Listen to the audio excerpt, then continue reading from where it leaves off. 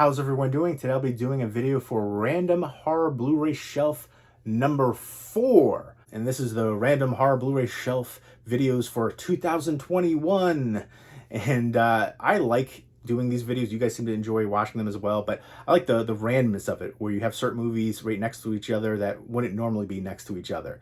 So I think that's cool, but I am looking forward to finally alphabetizing everything as well. I'm actually going through with it, I'm doing them, and I plan to finish these Random Horror Blu-ray Shelf videos by Halloween. And I've got 11 shelves to do, and then after that, I will finally take everything off the shelves and alphabetize and organize it. Long overdue, but I'm excited for it. And then I'll do a video of my complete horror Blu-ray collection, which will be a very long video. So stay tuned for that. And let me know if you've seen any of the movies on this shelf and what you think of them. And let me know what your favorite movie from my Random Horror Blu-ray Shelf video number 4 is. And let me know if you have any horror Blu-ray recommendations for me to pick up from my collection. Leave me those comments down below. And these Random Horror Blu-ray Shelf videos don't include like Arrow Video titles, horror digibooks, horror steelbooks, horror movies on Criterion Collection or Twilight Time. Those are all separated over there. And then, of course, no horror DVDs or horror 4Ks. This is just horror Blu-rays, mostly standard Blu-rays. But I'm debating about actually integrating everything together. Let me know how you organize your movies. Again, horror is my favorite genre by far, so I have the most movies of that. And maybe it's just easier to integrate DVDs, 4Ks, Arrow Video, Steelbooks, Digibooks, Blu-rays, Criterion, Twilight Time, like all the different companies I had separated in formats and stuff like that. Integrate them into one, and it'll just be easier to find stuff. Debating about doing that, but I've had these separated for so long. I'm kind of going back and forth on it, so let me know your opinion on that. Should I put all my movies together, Blu-rays, DVDs, all the different formats, 4Ks, and then all the companies that I had separated, Criterion Collection, Twilight Time, and then the Steelbooks and Digibooks, Arrow Video, all that stuff, put them all together? Let me know what you think, and let me know how you organize your collection. But now let's go ahead and get into it, and let me show you Random Horror Blu-ray Shelf number 4. Let's check it out. So here we go. Here is the horror Blu-ray collection. And there's some more over here. And I actually have stacks of other horror Blu-rays all over the place. So that's actually not everything. I have to figure out what to do with all these collectibles right here. I'm going to have to take them off because I probably have enough to fill at least down to this shelf. So yeah, I'm gonna have to get another shelf and find room for it somewhere. But yeah, here's all just, collectibles. And here's my Critters 2 standee as well, which is super awesome and original from 1988. Very happy to add this to my collection. One of my favorite things in my office now, and favorite things in my collection now as well. But let's go ahead and get into the Random Horror Blu-ray Shelf number 4, which is right here, because I've already done the first one, second one, third one. You can check my channel out for those. And finally, it's been a little bit, the fourth one, and hopefully I will get to the rest of these shelves soon. But first up is Dario Argento's Inferno, part of the Three Mothers trilogy, which I actually do have the Arrow Video release of this as well.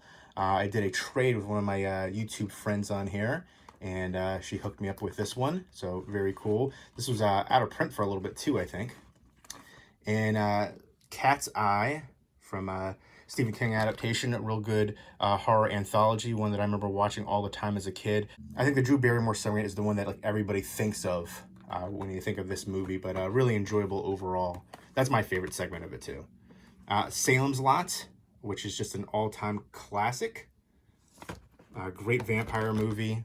If you haven't seen it, what are you doing? Check it out. And directed by Tobe Hooper.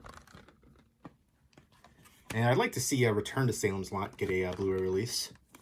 And then Stephen King's It, the original miniseries right here, which I do want to get the Best Buy exclusive lenticular slipcover version. I actually had this pulled out because I wanted to get that, but now you can't get them in stores. You couldn't for a while, actually.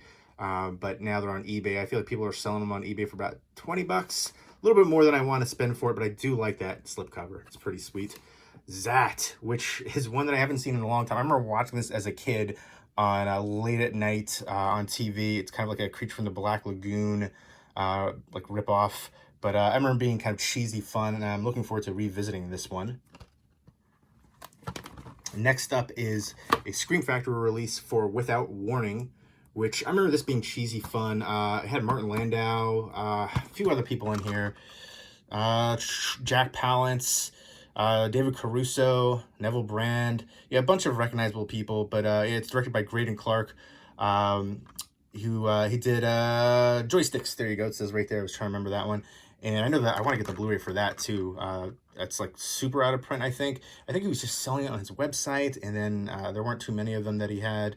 And then, oh yeah, the guy who played a Predator, Kevin Peter Hall, is the alien right there. And he throws these discs, and it can like suck your blood. I remember this being a cheese-tastic fun time. I like the different artwork for it too. There's the reversible artwork inside too, which I feel like I got to show you now that I mentioned it, right? Isn't that I'm not doing my due diligence if I don't show you that, but it's kind of difficult. But there you go. I don't want to mess this up, but I like that artwork too. Some good 80s cheese-tastic alien horror. Next up is Q, the Winged Serpent. I love the heck out of this film. I think this one was really underrated from Larry Cohen, who was the director of The Stuff. He's done a lot of great things. But I like the stop-motion animation style of the winged serpent right there. It's, you know, flying around. You know, it's wrecking havoc on New York City. And I've got a good cast here, too. Richard Roundtree, Shaft, David Carradine, Michael Moriarty. I thought they all did a great job, and one that I think is underrated and worth checking out if you like kind of like creature features. Next up is Would You Rather, which has Brittany Snow, Jeffrey Combs, Sasha Grey, a few other recognizable people too, and then Crabman from My Name is Earl, but some other people too. I thought this one had some good tension in it, but I thought the ending was a little bit predictable, formulaic. But overall, some good performances, good tension throughout, and one that I would say is worth checking out, some good suspense. And some kind of crazy over-the-top moments too. They're all invited to a dinner, and they have to do these certain things or make someone else do something, and it's obviously a lot of violence and craziness going on. Next up is Wrong Turn 2, Wrong Turn 3, Wrong Turn 4, skip, Wrong Turn 6. Wrong Turn 5 isn't even worth owning, in my opinion. I really need to pick up Wrong Turn 1. I want them to do like a really nice box set for them. I still like the Wrong Turn movies. I feel like the makeup effects, they get worse progressively with each movie. But the second one is my favorite sequel in the franchise. The first one's by far the best. But let me know what your favorite sequel in the franchise is. Wrong Turn 4, I like the snowy setting, and there's like I want to say it was like an insane asylum, hospital kind of setting too in there, but overall it wasn't that great. I wanted to like it more. Again, Wrong Turn 3, I remember a lot of people didn't like this one. I think this is the one where they have like a jailbreak, but I liked it. And Wrong Turn 6 is another one I feel like people didn't like a lot, but I enjoyed the heck out of it. And this was actually the recalled one. I think there weren't many of them that were released, and for some reason there was like literally a second where they showed a missing persons bulletin board, and they showed like a real missing person on there, and so they had to take that out of the movie. They recalled all the Blu-rays that were released, but I was able to get one. Not that it really matters, but I remember for a while they were going for like ridiculous money, and it's silly because there's like a split-second scene of that. Next up, I should show you the ones on top. What am I doing? Fright Night, which I was able to get signed up by Tom Holland, and this is an all-time classic vampire movie. You're so cool, Brewster. Look at all the special features in there. Definitely better than the US release, unfortunately, because of the special features mostly. But yeah, there's some just awesome special features on here. 4K restoration. Love this one, an all-time classic. Let me know what your favorite vampire movie is. This would probably be like my second favorite vampire movie, maybe third actually. It's tough. There's some really good ones. 30 Days a Night is just an all-time favorite movie of mine. So that's my favorite vampire movie. But Lost Boys would be real close for number 2. But I think Fright Night, it's so tough between those two ones. But and then there's obviously a ton of classics right there. But let me know what your favorite vampire movie is.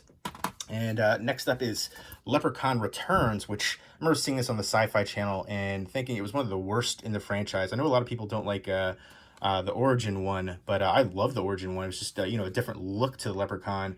Hornswoggle, I think, was in there. But I thought it was gritty and dirty and awesome. And this, to me, just fell flat. Everything about it. I like how they tied it in, though, or tried to tie it in from the original one. You know, certain characters and stuff like that. But overall, the cast, the premise, just it was supposed to be like a sorority, and there's like only like 4 girls in the sorority or something. I think there's got to be a rule. You got to have more than that.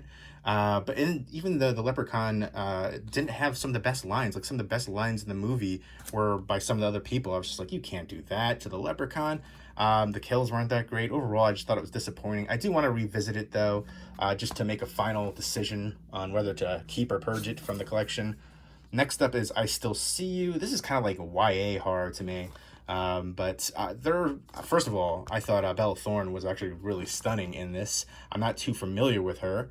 I think she's done, I think somebody said she was like a Disney actress or something. I'm not 100% sure, but there's a few other recognizable people in here. Dermot Mulroney. There was this big, I want to say explosion or something like that. It was, they say it's an apocalyptic event, and there's these ghosts that come back. They kind of, you know, each day they kind of relive certain moments and people can see them, and they're not supposed to interact with people, but one of them starts interacting with her, and there's this, you know, mystery involved, and she has to get to the bottom of it.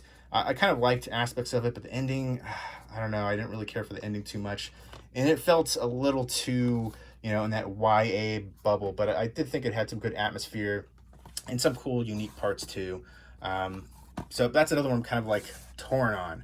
I feel like I'm keeping it because I thought Bella Thorne was hot in there, and overall it was just kind of an average movie. I wanted more from it. I thought the premise wasn't bad, but just made me want more from it essentially overall. So yeah, I don't know. Let me know if you saw that one. Let me know if you've seen any of these ones.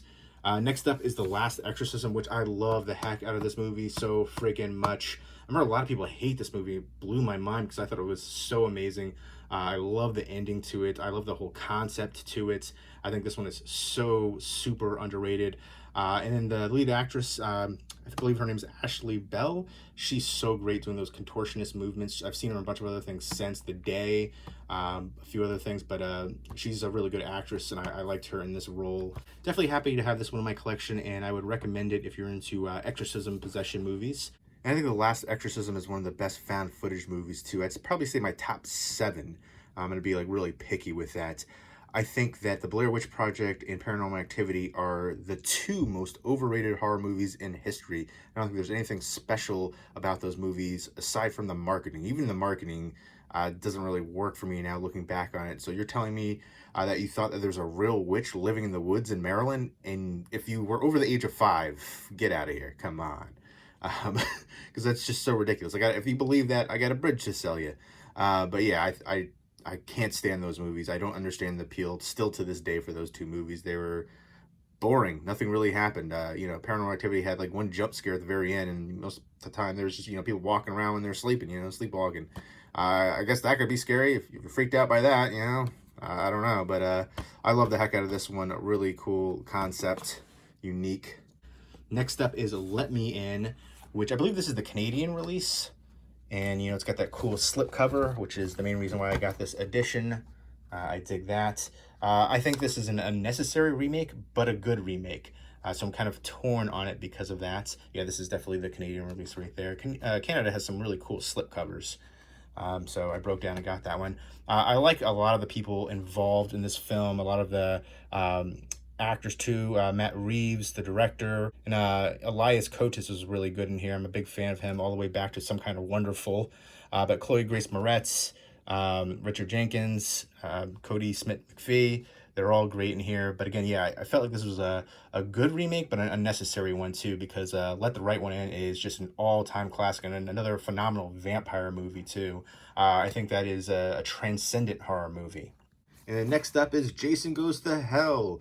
This is, I believe, Spanish edition. Let me know what your favorite sequel in the Friday the 13th franchise is. Movie Chatter sent this to me. Very cool. I do have the new Scream Factory Deluxe Edition box set that just came out, and I love that one.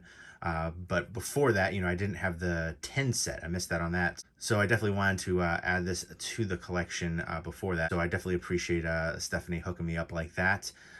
She is super awesome. Definitely go check out her channel. One of the nicest people I've gotten a chance to know, and she's become a real friend. She's also from New Jersey and makes great content on her channel. If you're into Blu-ray collecting, movies, and everything awesome, check out her channel. Got to get her to make some more videos on here, but definitely go check out the content she's made. Next up is The Haunting in Connecticut. This one I thought was pretty creepy and atmospheric. I remember not loving the ending, though. I felt like the ending was a bit of a cop-out, but I do need to revisit. It's been a while. Halloween 2. And I think this is one of the better horror sequels out there, too, and probably one of my favorites in the franchise overall. I feel like this one is one of the main horror franchises that kind of goes downhill progressively, and it's probably like my least favorite of the big franchises. Friday the 13th, Halloween, Texas Chainsaw Massacre, Nightmare on Elm Street, of those big ones. And I think because there's so many ones that aren't as good in the franchise, some ones that people love in this one too, but let me know what your favorite sequel is for this one. And then obviously the new one that came out kind of changed the whole timeline. Let me know what you think of that aspect too. And Halloween Kills just came out. I'm going to watch that tomorrow. And then I will check out Halloween Ends next year. Let me know if you've seen Halloween Kills yet, what you think of it. And I know they released the Halloween movies, I think 1 through 5 on 4K. I do still want to get the previous Blu-ray box set for it, and maybe they'll re-release a 4K box set for it for all the Halloween movies. So maybe I should wait on that. But who knows what they're gonna do and what's gonna happen with all the licensing rights and stuff like that. But these movies, the first few, are definitely some of my favorites in the franchise. Let me know what your all-time favorite horror sequel for any franchise is. But I love the hospital setting in here. It's, again, one of my favorite settings for horror movies. A snowy setting, number one, but I do like the hospital setting too. Have that sense of like claustrophobia, isolation, especially when it's like an abandoned one or mostly abandoned hospital. Just adds to the creepiness of it.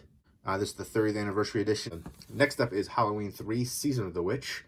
And this is a Scream Factory release, and I do like this movie. I know a lot of people don't, actually. For me, I think it's one of the best Halloween horror movies out there. I love the heck out of it. I know it doesn't have Michael Myers, but still, initially they were talking about the plan was to, going forward, if this did well, to do kind of like almost like an anthology series with, different stories for each movie. So I thought that was kind of cool. Again, I like that one a lot, so I know a lot of people don't, but I do. And then next up is Halloween 5, Revenge of Michael Myers. I was able to get this one signed up. And again, I really want to get that box set though. Maybe one day. Hatchet, which I was able to get signed up by Adam Green, who still signs for free, I believe. So that is pretty awesome. Victor Crowley Lives. To me, this is one of the best modern American slashers out there. Great throwback to 80s slashers. And great gore effects. Has one of the best kills ever for me in a horror movie. So I love the heck out of it. And Hatchet 2, I'm going to revisit this one. I remember not really liking this one that much. I think I had like 2 good kills and then Danielle Harris. That was pretty much my my synopsis of that right there. But $5 at Kmart. When my Kmart was still around down the street, it's now closed. I don't know how that thing stayed open for as long as it did, because it hired the worst employees for decades. That and the Pizza Hut. It's just both of those ones. How could they go out? Pizza Hut. How could that ever go out? But it didn't have like a delivery driver for a year. How could you even exist as a pizza place without a delivery driver? All right, end rant. The places in my town were just hiring crappy people for decades, essentially. But I do need to revisit this one because I don't remember really loving it outside of, again, Danielle Harris and the 2 kills. Next up is Hatchet 3, which I was able to get signed up by a lot of people involved with the film, including Adam Green, Caroline Williams, Kane Hodder, who plays Victor Crowley. So that was pretty awesome, and some more signatures on the back there. This is just like a big, nod to the fans of this franchise. So many different, people brought back, and cameos and things like that. Zach Galligan as the sheriff in here too, and Derek Mears and Caroline Williams and Danielle Harris. Great cast in here. It's just a fun movie too, just all out craziness, over the top. Again, I love Victor Crowley as a character. I will say the Victor Crowley movie, which is the 4th movie in the Hatchet series, was terrible, awful. disgrace to the series, unfortunately, in my opinion.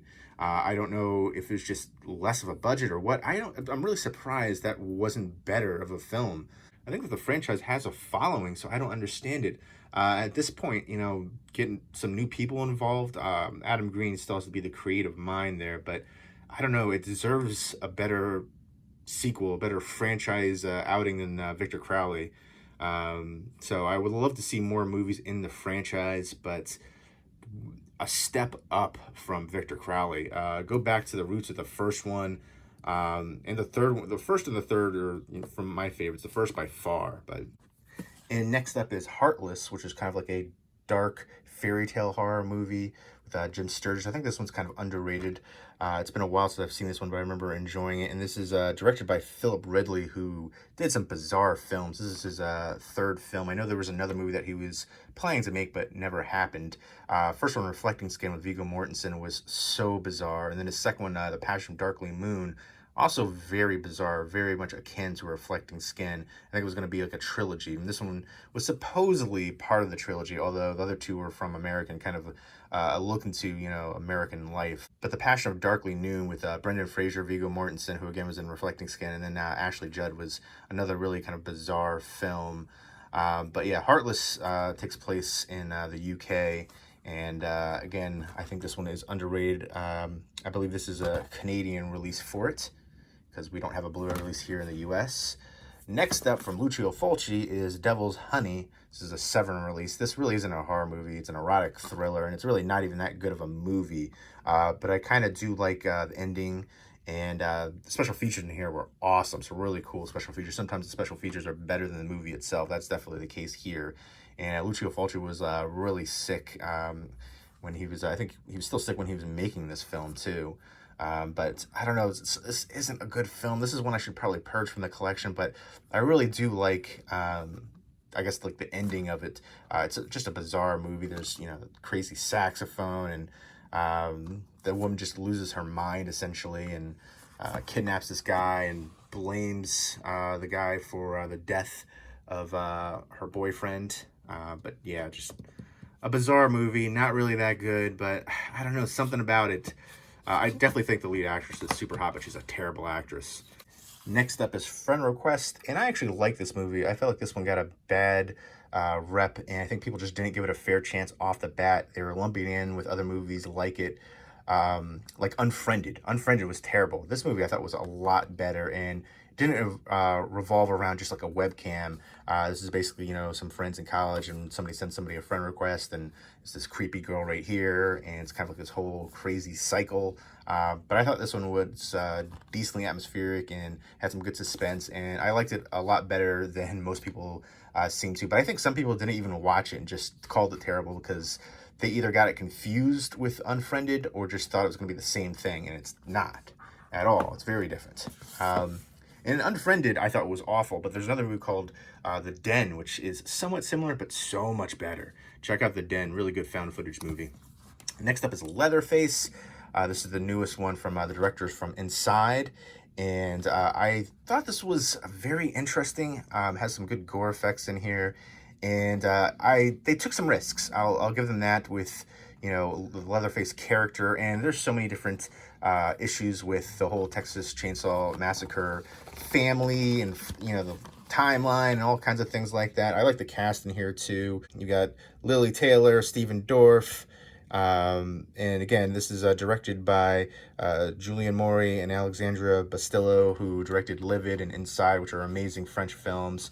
But I do like this film overall. But again, I can understand the complaints when people talk about the character and what they did and, certain things like that. But I still enjoyed it. And next up is Apollo 18, another really good found footage movie. Again, a lot of people didn't like this one, but I love the heck out of it. I did a review of this on my channel years ago when this came out. Good sci-fi horror film, something unique. I dig it. Let's move this over here. Next up is AVP, which was able to get signed up by Lance Henriksen. And it's funny, I posted this on like my Facebook page for YouTube, and his page liked it. And I don't know if it's him or some kind of, reps that he has, but that was cool to see. And I like this one. I know a lot of people don't. Requiem was just hot garbage to me in comparison. This is like, you know, one of those great, you know, monster mashups you always want to see, you know, like Freddy vs. Jason, stuff like that. So I thought it was a good time to get out like the snowy setting too. And I really like the actress in here, Sanaa Lathan. But yeah, and Lance Henriksen's always awesome.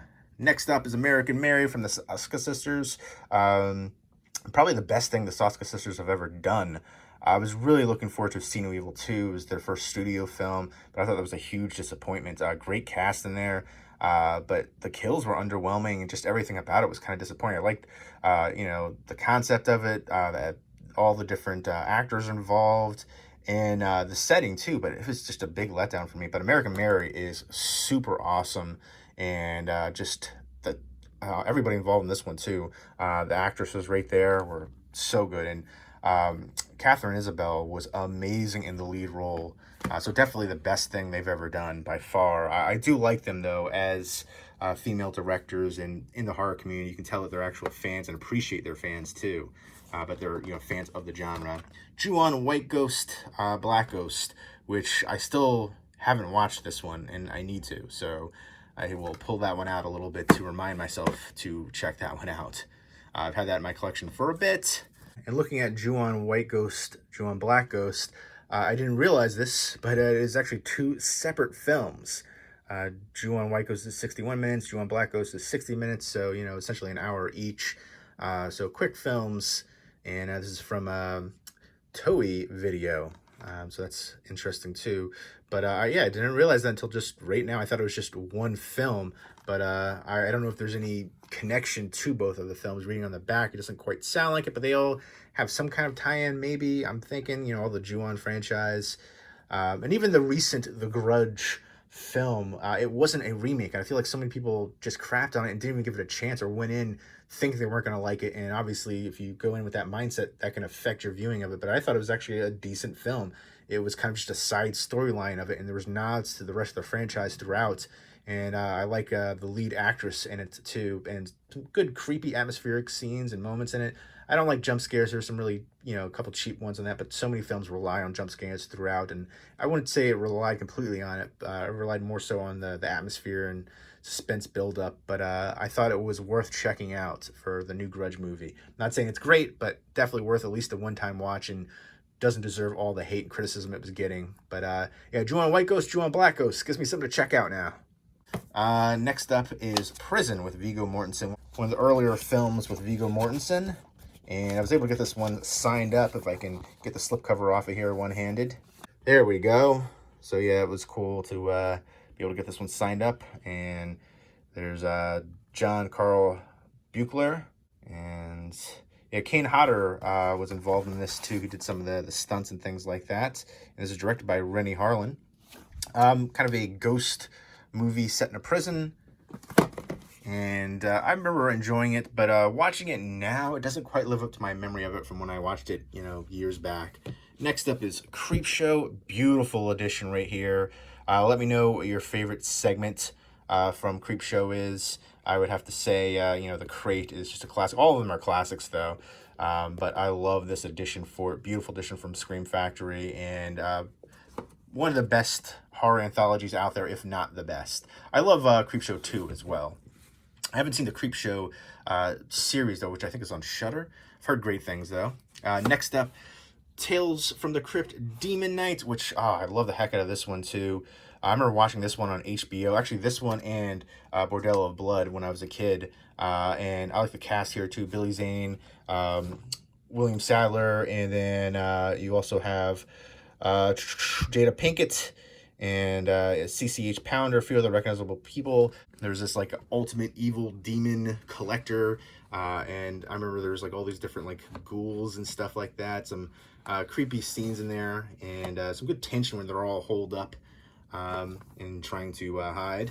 But yeah, I love this one. I love Bordello Blood. Both of these ones were amazing. Grew up on them as a kid, so nice to see them get these Scream Factory releases. This one was more cheesy fun to me. Dennis Miller, Angie Everhart, Corey Feldman. It's just so ridiculous, you know, vampires and, you know, and a bordello. But I love it. Next up is Ghost Story.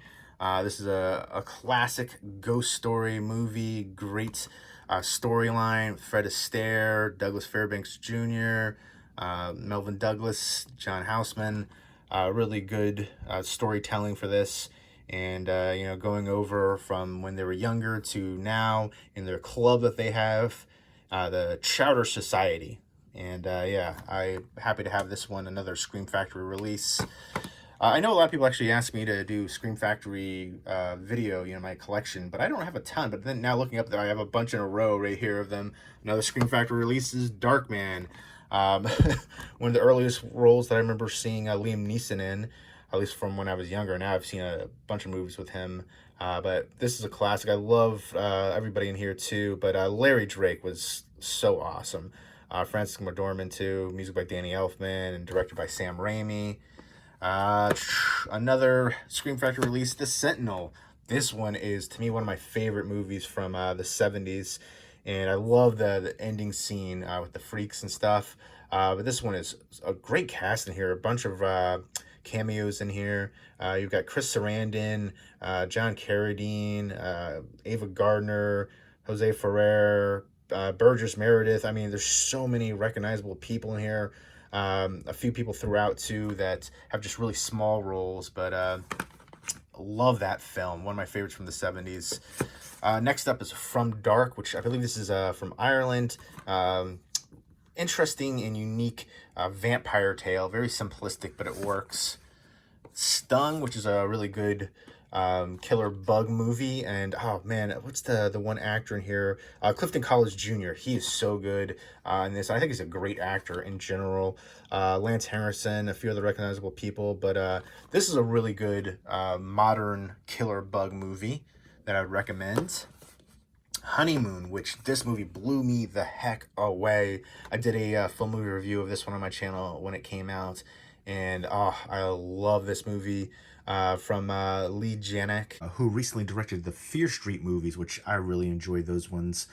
Great throwback feel, and the second one was definitely my favorite of the trilogy. Let me know which was your favorite in the trilogy. I'd like to see them do more Fear Street movies in the future, and I would definitely check out anything that Lee Janek does in the future.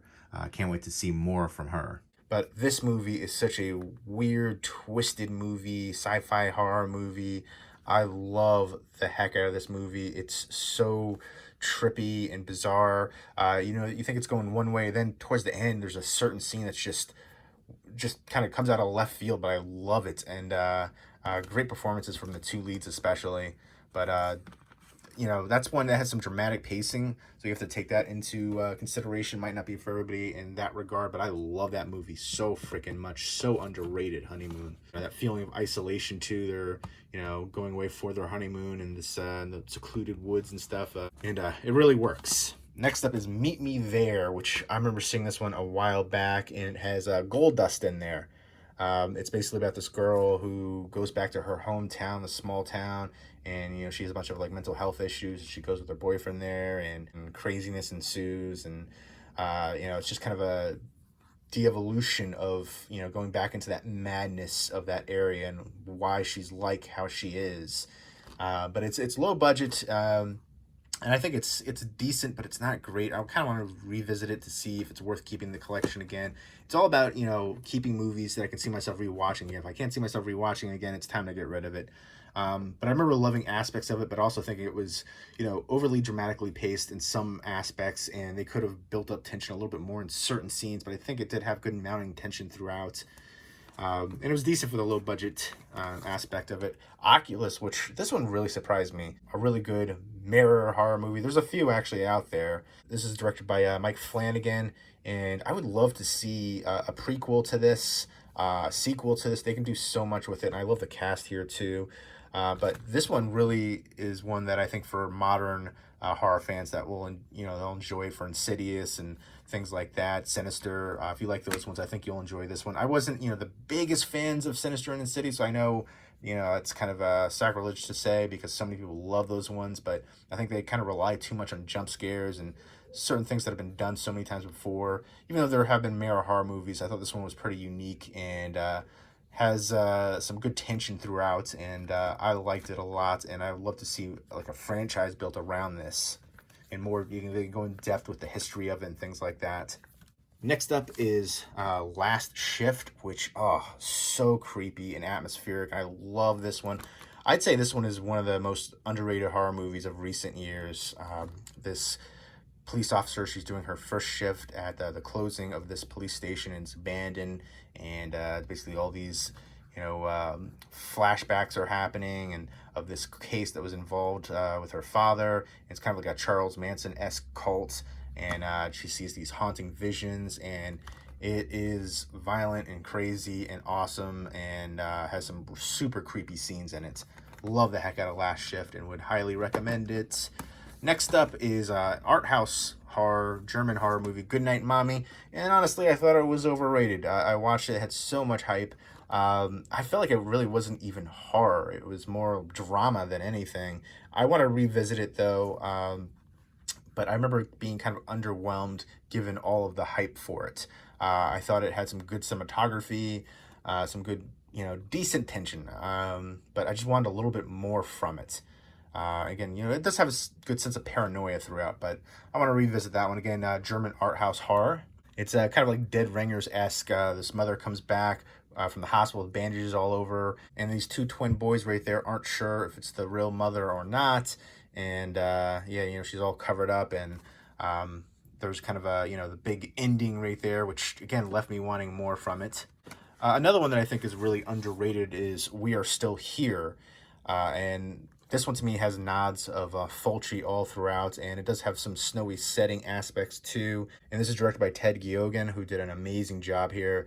But this one has some just creepy, bizarre scenes, just kind of all about this house in New England, and every few years something happens in this house, and it's just kind of these ghosts, and just so creepy, and has some really good crazy violent scenes in it. But this is one I would definitely put on my top 10 underrated horror movies list.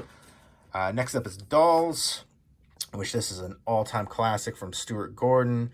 One of the best creepy doll movies ever, and he sadly just passed away recently. May he rest in peace. I will say I do like this classic artwork a lot better than the newly commissioned artwork, but still cool to see newly commissioned artwork for this one, another Scream Factory release. And I know we're finally going to see Dolly Dearest on Blu-ray coming up soon too, so that's cool. Scarecrow's one of the best Scarecrow horror movies out there. I think Husk is the best Scarecrow horror movie. But this one is a really interesting one. There's these bank robbers, and they're in a plane. The plane crashes into this field, and there's these scarecrows coming out and killing people. And there's a lot of, kind of ambiguity around it, which I appreciate. So I like that a lot. But I feel like there was a few Scarecrow horror movies, but that's definitely one of the better ones. Husk to me is the best by far. There is a region-free Blu-ray release for Husk, so check that out. I can't remember if I think it's from the UK, but I have it somewhere over here. Ghoulies 1 and 2, which such cheese-tastic fun. I would love to see them do like a Ghoulies box set like they did for like Critters. Ghoulies Go to College, come on, release that bad boy on Blu-ray. But I remember this one being a fun time. Both of them, the whole franchise really. Again, I love those kind of ones. Ghoulies, Critters, Munchies, which Munchies has a double feature release with the movie Munchie, which has nothing to do with, Munchies, little creatures like that. But I wish that one had a standalone release. Next up is A Christmas Horror Story, which is a horror anthology. Again, a good addition to the Christmas horror movies, dealing with Krampus and stuff like that. I like the wraparound story, the radio host William Shatner, and I thought this one was a decent one, and one that is good to revisit around Christmas time. Next up is Curtains, which I love the hag face killer in this. This is one I remember watching as a kid, and for the longest time there wasn't a release for it, and then there was like I think a multi-pack DVD release that had the movie on there, and then we finally got a proper release from Synapse for the Blu-ray of it. So very happy to have this. Synapse doing a great job as well. There's other companies aside from Scream Factory doing it, Shout Factory, Vinegar Syndrome, Synapse, Again, you know, Arrow Video to me is easily one of the best out there. Criterion has some good horror releases too, but I'd love to see them do more horror releases. But Arrow Video, Scream Factory, the top two, that really kind of focus on horror and cult titles. Kino Lorber has a few. Speaking of, Burnt Offerings, which I need to revisit. This one's been a long time since I've seen this one. With Dan Curtis and Karen Black, Oliver Reed. That's one that I remember being a classic. And I remember really enjoying the ending for it too. And this has some good special features. And I appreciate that for classic horror and really good horror films that I want to know more about. I dig the special features, and I do end up checking them out. Even sometimes for movies that I'm not a big fan of, like The Devil's Honey, I check out the special features out of curiosity's sake. And sometimes I love the special features more than the movie itself. Next up is The Cannibal Women in the Avocado Jungle of Death. I remember watching this as a young kid on TV. And really digging the chicks in here. You've got Bill Maher, Shannon Tweed, Adrienne Barbeau. Yeah, the real times Bill Maher in his first starring role in a movie. It seemed like he had a fun time with it, but looking back, he's probably thinking, what did I do, you know, with this movie? Basically, there's this Amazonian, you know, tribe of women who kill men and eat them. And basically this one guy stumbles upon there, and he's trying to get out of there, and yeah, I just remember it being a cheesy, fun time, and I need to revisit this one too. But yeah, I remember really liking it as a kid, seeing these hot chicks in there. That's definitely one of those ones that I snuck down late at night to watch on TV when my parents were sleeping. Next up is Creature from Peter Benchley. I believe this was like a mini series actually, and but I remember this being a really cool, unique one. I want to say it was like military testing, and there's like this shark-human hybrid. It's got Craig T. Nelson from Coach and Kim Cattrall in here. A few other recognizable people. Colm Fiore, really good. There's somebody else in here. Giancarlo Esposito. Stan Winston did the creature effects. But yeah, you could see the creature right there, which honestly looks awesome. Stan Winston is one of the best in the business, so legend. Next up is It, Terror from Beyond Space. It's been a while since I've seen this one, but I like a lot of this classic sci-fi horror creature features, you know, especially from the 50s. This is from 1958, the Cold War era, you know, creature feature stuff. I dig it. And next up is the House on Sorority Row remake. The original House on Sorority Row is one of my all-time favorite slashers. I actually want to put the original theatrical poster, one sheet, and I want to actually put that above my bed. So I might, you know, the frames that I've been using, the snap frames, are a little bit more expensive, but they're quality. And actually, I thought this remake was decent. I love the characters in here. There's some characters that you just kind of love to hate, but that means they're doing a great job. They play their roles really well. And this has the slipcover, which I believe is a Canadian slipcover. It was hard to find. A little bit of wear and tear on the edges of it, but definitely one that I wanted to get the slipcover for because I did enjoy this one. I know a lot of people talk about, you know, horror remakes for ones that are surprisingly good, like the My Bloody Valentine remake. That was actually one that I really enjoy now, which I have right there. I need to pick up the new Scream Factory one. I had the one that was out of print for a while, but I'm still going to hold on to that one because, I don't know, I love that one. I watched the Blu-ray for that so many times, but I do plan to pick up the Scream Factory release from the original My Bloody Valentine. But yeah, this one I think deserves to be talked about a little bit more too. For decent horror remakes, you know, there's not too many good ones out there, but I enjoy it. And then Krampus, which to me is easily one of the best Christmas horror movies ever now. And Michael Dougherty did such an amazing job on this one, and I can't wait to see what he does in the future. I'm still waiting for that Trick or Treat sequel. Trick or Treat is an all-time horror classic, but I remember when it first came out, I feel like it was kind of you know, underrated, but now I feel like it's getting its just due. It's got a Scream Factory release now. I have my old one of that one. I heard the transfer wasn't much different, so I'm keeping my old one for now, unless I can find the Scream Factory release for a good price. But to me, one of the best Christmas horror movies ever, by far. I love this one. I've seen this one a bunch since it's come out. Again, I love horror movies with a snowy setting. There needs to be more good ones. Next up is The Blackcoat's Daughter, easily one of my favorite modern horror movies, one of the most underrated modern horror movies as well. I'm not gonna, I'm trying to compare it to other movies. There's some Shining-esque qualities about it, but nowhere near to that level. It takes place in this all-girls prep school, and there's, again, a snowy setting. And I was able to pick up right away who one character is that's introduced, and the correlation. So I saw that coming, but that didn't affect my enjoyment of it. And it's just kind of like a descent into madness. And there's certain scenes in here that are just so creepy, and it's such an atmospheric film. And I love this one too. Emma Roberts, Kieran Shipka, who are both amazing in here. And then there's a few other recognizable people throughout too.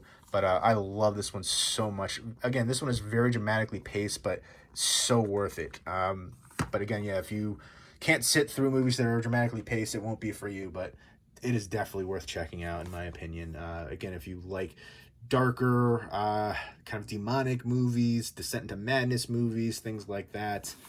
Certain scenes in this one remind me of certain scenes from other movies, but I kind of don't want to compare them too much, because I feel like it doesn't really do justice to anything involved with it, the other films and Blackcoat's Daughter as well. But love this film, and this is directed by Osgood Perkins, the son of Anthony Perkins, you know, obviously Norman Bates' Psycho, but he's been in a ton of great films back in the day.